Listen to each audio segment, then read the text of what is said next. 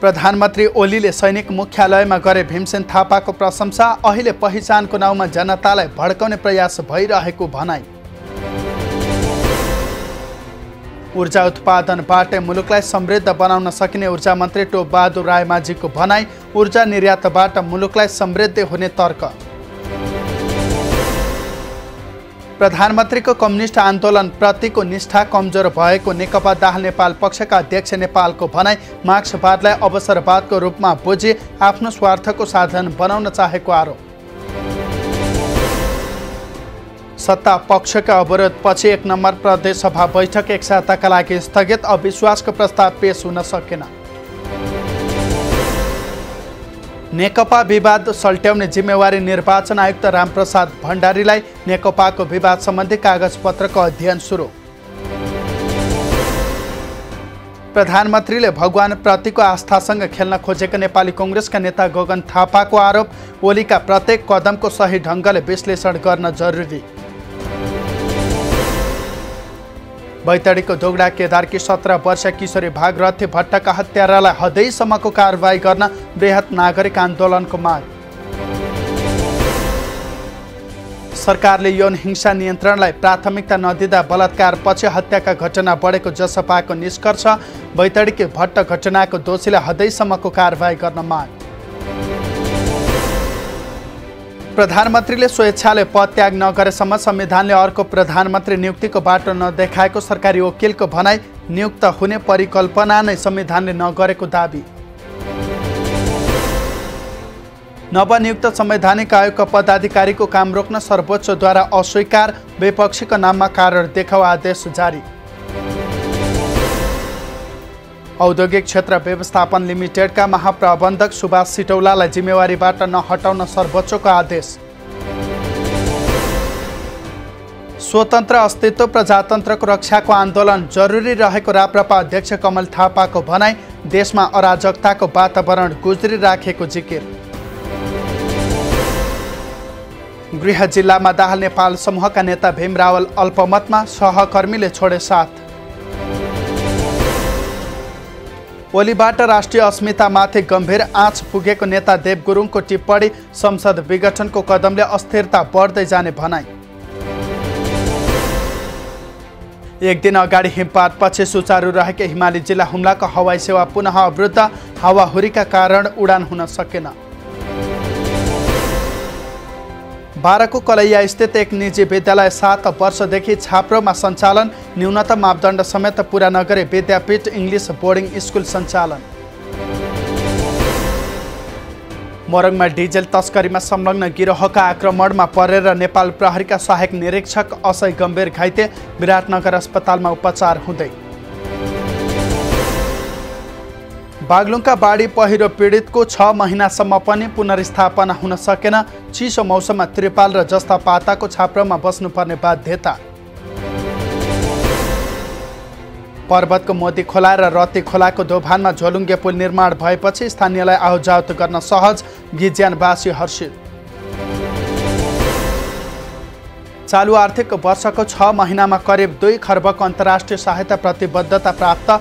ऋण सहायता 91 अर्ब 59 करोड 50 लाख 19 हजार रुपैयाँ। चालु आर्थिक वर्षमा 23 वटा गैडा चितवन राष्ट्र निकुञ्ज भित्र मृत अवस्थामा भेटिए। चोरी तस्करी बढेको निष्कर्ष। चितवन राष्ट्र निकुञ्जमा शङ्कर प्रसाद नामको 45 वर्षका हात्तीको मृत्यु।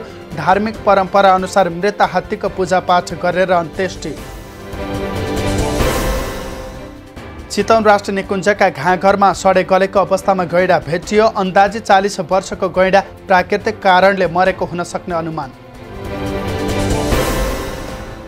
पछिल्लो 24 घण्टामा देशभर 119 सङ्क्रमित थपिए। सङ्क्रमितको सङ्ख्या 2,71,925 पुग्यो। पछिल्लो 24 घण्टामा देशभर 260 जना सङ्क्रमण मुक्त। 2,68,072 जना हालसम्म कोरोना मुक्त। नेपालमा कोरोना संक्रमणका कारण 2038 जनाको मृत्यु। पछिल्लो 24 घण्टामा थप 2 जनाको मृत्यु। नेपाली मौलिक गरगहना निर्यातमा व्यवसायको जोड, गरगहनाको निर्यातबाट रोजगारी प्रवर्धन र आम्दानी बढाउन सकिने भनाई। गुल्मीमा 16,607 जना मतदाता थपिए, मतदाता सङ्ख्या 2,12,249 पुग्यो। मकवानपुरमा लागु औषध मुद्दाका फरार रहेका 3 प्रतिवादी पक्राउ, जिल्ला अदालत पठाइयो। नेपाली श्रमिक लैजान कोरियाले सकारात्मक पहल गर्दै, कोरिया र नेपाल सरकार बीच छलफल हुँदै। सशस्त्र प्रहरीद्वारा सप्तरीबाट ठूलो परिमाणमा लागु औषध बरामद, भारतबाट नेपालतर्फ आइरहेका व्यक्तिको झोला चेक गर्ने क्रममा लागु औषध भेटियो। लोसारको अवसरमा दोलखाको सैलुङ गाउँपालिकामा 3 दिन सार्वजनिक बिदा, माघ 29 गतेदेखि फागुन 1 गतेसम्म बिदा दिने निर्णय। नयाँ सेवामा धमाधम सहायक कम्पनी खडा गर्दै नेपाल टेलिकम, दूरसञ्चार पूर्वाधार सेवा प्रदायक कम्पनी गठन गर्ने घोषणा। सवारी चालक अनुमति पत्रको 3 पटकसम्म पुनः ट्रायल दिन पाउने व्यवस्था संशोधन, अब 18 महिनासम्म लाइसेन्सको ट्रायल दिन पाइने। नेपालमा अध्ययनरत भारतीय विद्यार्थीको सङ्ख्या 2,750 जना, 10 लाखभन्दा बढी विद्यार्थी विभिन्न मुलुकमा अध्ययनरत। भारतको उत्तराखण्डको चमोलीमा हिमताल फुट्यो, धौलीगङ्गा नदीमा आएको बाढीमा कम्तीमा 10 जनाको मृत्यु, 150 जनाभन्दा बढी बेपत्ता। महिला राष्ट्रिय लिगमा तेस्रो स्थानमा उक्लने मौका नेपाल प्रहरीले गुमायो, वालिङद्वारा 1-0 पराजित। महिला राष्ट्रिय लिगमा चन्द्रपुरले विराटनगरलाई 1-0 हरायो, चन्द्रपुर 6 अङ्कसहित 6औं स्थानमा। नेपाली राष्ट्रिय क्रिकेट टोलीद्वारा त्रिकोणात्मक 1 दिवसीय श्रृङ्खलालाई लक्ष्य राखेर अभ्यास, 21 खेलाडी समावेश। टुर दी ठाकुरद्वारा 2021 तेस्रो संस्करणको साइकल यात्रा सम्पन्न, 150 सहभागी, तीमध्ये 12 जना महिला। सरकारी वकिलको बहस सकियो, सरकार पक्षको बहस 30 गतेभित्र सकिसक्नुपर्ने। कोरोनाका कारण यो साता युकेमा 2 जना र अल्जेरियामा 1 जनाको मृत्यु, यो सँगै 21 देशमा मृत्यु हुने नेपालीको सङ्ख्या 333 पुग्यो। कोरोना विरुद्धको दोस्रो चरणको खोप अभियान सोमबारदेखि, प्राथमिकतामा कूटनीतिक कर्मचारी र पत्रकार। पहिलो चरणमा 1,84,857 ले लगाए खोप, खोप अभियान सफलतापूर्वक सम्पन्न भएको मन्त्रालयको भनाई। लुम्बिनी प्रदेशमा 28,941 जनाले लगाए कोभिड विरुद्धको खोप, पहिलो चरणमा खोपको सकारात्मक प्रभाव। नेपाललाई 5 लाख मात्रा खोप खरिदका लागि सहजीकरण गर्न चीन तयार, सिनोफार्मले विकास गरेको खोप अनुदानमा नेपाललाई दिने। एन्टिजेन किट थप्न गरिएको टेन्डर आह्वान फिर्ता, अनुदानको रकम कोभिड नियन्त्रणमा खर्च गरिने। भागरथी भट्टको शवसँगै भेटिएको मोबाइलमा भारतीय सिम कार्ड, डाटा रिकभर गरिँदै। बैतडीको दोगडा केदारमा भएको किशोरी हत्याबारे अनुसन्धान गर्न प्रहरीको थप अनुसन्धान टोली बैतडीमा, अपराधी पत्ता नलागेको भन्दै परिवारले बुझेन शव।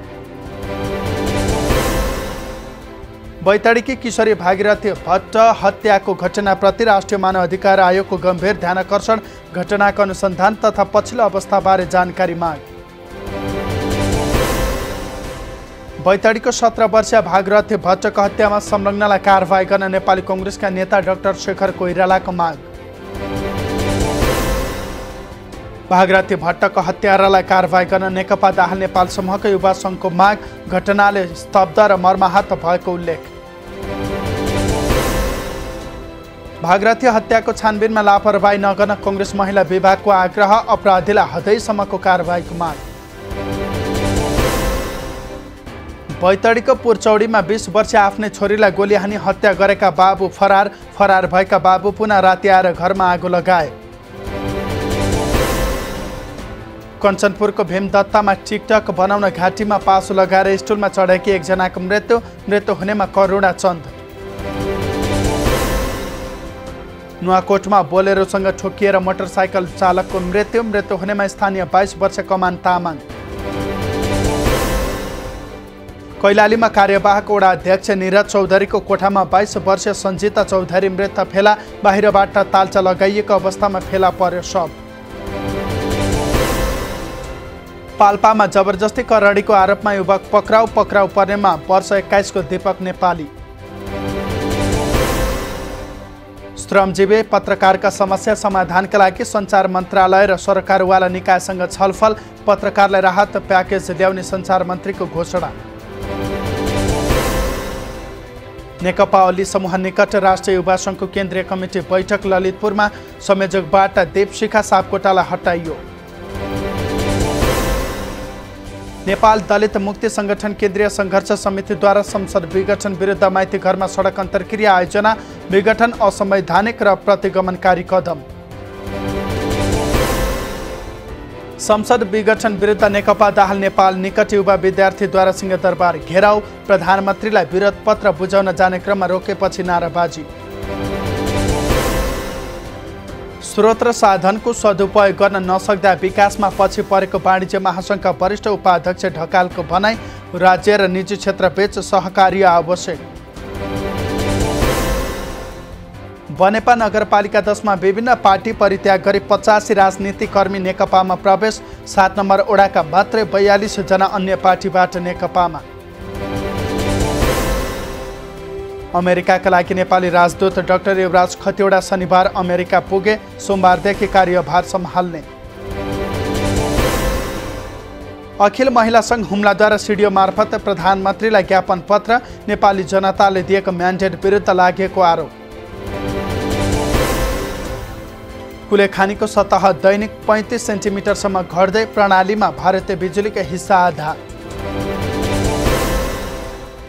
दाङको राप्ती नदीमा 9 मुरे बहुउद्देशीय आयोजनाको काम अघि बढ्यो, 281.04 मेगावाट विद्युत उत्पादनको लक्ष्य। जङ्गल सफारीमा कडाई गर्ने नेपाल पर्यटन बोर्डको तयारी, लोपोन्मुख वन्यजन्तुको संरक्षण र पर्यावरण जोगाउन कडाई। हिउँ परेपछि हेटौँडा काठमाडौँ यातायात बिहान केही बेर अवरुद्ध, हिउँ पन्छाएर यातायात सुचारू। थप दाइजो नपाएपछि जनकपुरको बलवामा 2 वर्षदेखि श्रीमतीलाई यातना, प्रहरी भन्छ पटक पटक सहमति गरायो, मिल्ने अवस्था देखिएन। लकडाउनपछि इन्टरनेट प्रयोगकर्ताको सङ्ख्या हत्तै बढ्यो, गत चैत्रदेखि कार्तिकसम्म 20,68,000ले इन्टरनेट प्रयोगकर्ता थपिए। कञ्चनपुरको बेलौरी क्षेत्रबाट नक्कली नोट बनाउने सामानसहित 2 जना पक्राउ, नक्कली 1000 को 1 थान र 500 का 2 थान नोट पनि बरामद। कञ्चनपुरको बेलडाँडीबाट 17 ग्राम खैरो हिरोइनसहित 2 जना पक्राउ पर्नेमा 22 वर्ष गोरखबहादुर बोगटी र 23 वर्ष शारदा विक्क। पोखराको फेवा तालको ड्याम मर्मत सुरु, मर्मत सम्भारका लागि तालको पानी घटाइयो। नारायणगढ मुगलिन सडक खण्डमा पुल निर्माणको काम धमाधम, दोस्रो चरणका 15 मध्ये 4 पुल निर्माणले गति लियो। कर्मचारी बढुवा विवादले राष्ट्र ब्याङ्कमा तनाव, उपनिर्देशकको बढुवा गर्ने क्रममा कर्मचारी सङ्गठनले विरोध गरेपछि राष्ट्र ब्याङ्कभित्रको विवाद सतहमा। मङ्गलबारबाट नागरिक बचत पत्रको बिक्री खुल्ने, 9% वार्षिक ब्याज दर सुविधासहितको 2 अर्ब रुपैयाँ बराबरको बचत पत्र निष्कासन हुने। तिलौरा कोटलाई विश्व सम्पदा सूचीमा सूचीकृत गर्ने तयारी, तिलौरा कोटको मुख्य क्षेत्र करिब 140 बिघा क्षेत्रफलको हुने। सप्तरीमा भरुवा बन्दुकसहित 2 जना पक्राउ पर्नेमा 25 वर्ष राम पुकार माझी र 22 वर्ष राम स्वरूप मण्डल। 12 प्रहरीद्वारा स्रोत नखुलेको 49 लाख नेपाली रुपैयाँ सहित 2 भारतीय पक्राउ पर्नेमा 26 वर्ष अरविन्द महतो र 14 वर्ष एक बालक। चितुवाको खप्पर सहित 3 जना पक्राउ, काठमाडौँको सुन्धाराबाट लमजुङका सन्तोष आले मगर, काभ्रेका सन्तोष थिङ र मिङमार मोक्तान नियन्त्रणमा। दैलेखको महाबुको अस्पतालमा चिकित्सकको दरखास्त परेन, अस्पताल सञ्चालन अन्यलमा।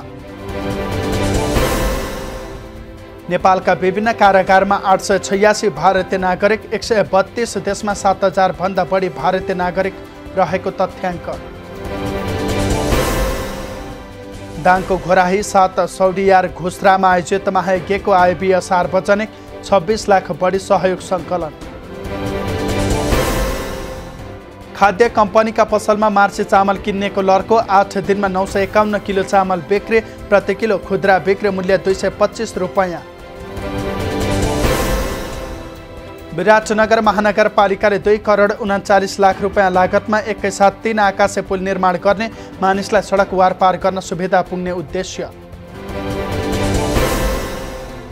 नेपाल सहकारी ब्याङ्क दर्ता प्रक्रिया सुरु, 569 फाइल विभागका रजिस्ट्रार टोकराज पाण्डेलाई हस्तान्तरण, सहकारी ऐन बमोजिम प्रक्रिया अघि बढाउने। दिगो विकास लक्ष्य प्राप्तिका लागि संयुक्त प्रयास जरुरी भएको राष्ट्रिय योजना आयोगका उपाध्यक्ष प्राध्यापक डाक्टर पुष्पराज कणेलको भनाई। चालु आर्थिक वर्षको 6 महिनामा सरकारी कर्मचारीले लग्यो 68 अर्ब पारिश्रमिक, कोरोनाका कारण भ्रमण खर्च जोगियो। सरकारी चेकको भुक्तानी 15 दिनभित्र गर्न महालेखाको निर्देशन, ब्याङ्कहरूलाई पनि सो व्यवस्था कार्यान्वयन गर्न आदेश। आइतबार सेयर बजारमा रेकर्ड कायम, नेप्से परिसूचक 48.74 अङ्कले वृद्धि, 10 अर्ब 44 करोड रुपैयाँ बढीको कारोबार।